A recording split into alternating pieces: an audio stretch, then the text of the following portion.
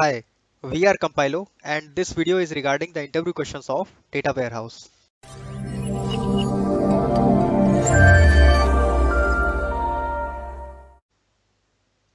What is the order of data warehouse layers?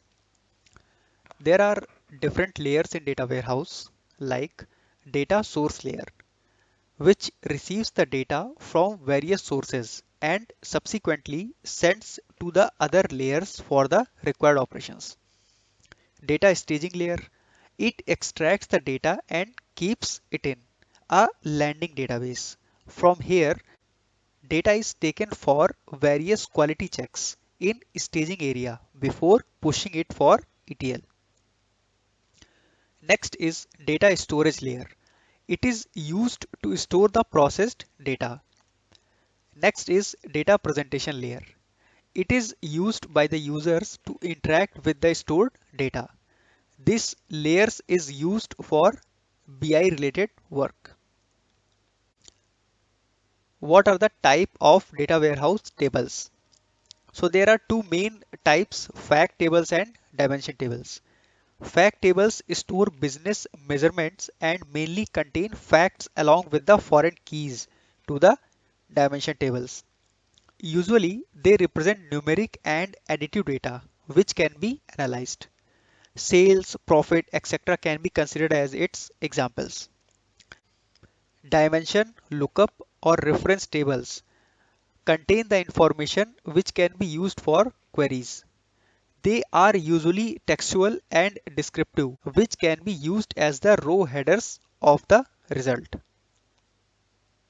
What is the difference between confirmed versus role-playing dimensions? Confirmed dimension is used in different facts but has the same meaning. For instance, employee ID. Role-playing dimension is used multiple times within the same fact but with different meanings, like date. What is a factless fact? A factless fact table is a table with no measures which are mainly used to establish relationships between elements of different dimensions.